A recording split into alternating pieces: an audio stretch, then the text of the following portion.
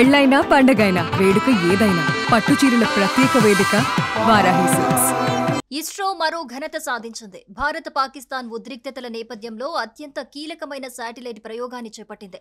ఆదివారం ఉదయం 5:59 శ్రీహరికోటలోని సతీష్ ధావన్ అంతరిక్ష కేంద్రం నుంచి EOS-9 రాడర్ శాటిలైట్ ని PSLV ద్వారా కక్షలోకి ప్రవేశపెట్టింది. శత్రు దేశాల కదలికలను నైట్ టైం కూడా ఈ శాటిలైట్ ద్వారా పసిగట్టొచ్చు. రాత్రి వేళల్లో చొరబాట్లు, ఉగ్రవాదులు, శత్రు సైన్యం మోహరింపును గురించి ఎప్పటికప్పుడు సమాచారం అందిస్తూ ఉంటుంది.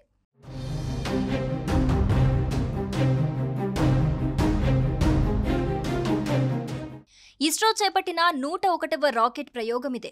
1696 కిలోగ్రాముల EOS-9 రాడర్ ఇమేజింగ్ ఉపగ్రహాన్ని భూమి ఉపరితలం నుండి 500 కిలోమీటర్ల ఎత్తులోని కక్షలోకి ప్రవేశపెట్టారు. ఈ గూఢాచర్యం ఉపగ్రహంలో C band synthetic aperture radar అమర్చి ఉంది. ఇది అన్ని వాతావరణ పరిస్థితులలో మరియు తక్కువ కాంతిలో భూమి ఉపరితలం యొక్క అధిక రిజల్యూషన్ చిత్రాలను తీస్తుంది. ఫలితంగా భారత సరిహద్దులపై మరింత నిఘా వేయొచ్చు. భారతదేశానికి ఇప్పటికే 57 కన్నా ఎక్కువ ఉపగ్రహాలు అంతరిక్షంలో ఉన్నాయి. తాజాగా వీటికి EOS-9 ఉపగ్రహం జతకలుస్తోంది.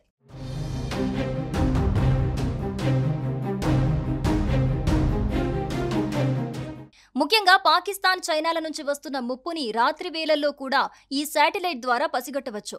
రాత్రి వేళల్లో చొరబాట్లు, ఉగ్రవాదులు, శత్రు సైన్యం మోహరింపును గురించి ఎప్పటికప్పుడు సమాచారం అందిస్తూ ఉంటుంది.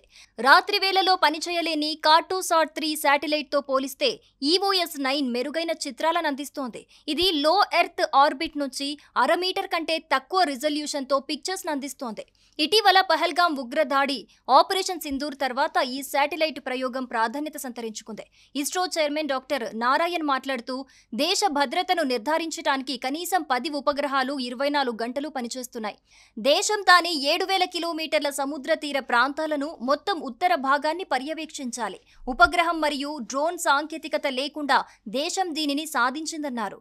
ఈ ప్రయోగానికి అనేక మంది పార్లమెంటు సభ్యులు హాజరయ్యారు.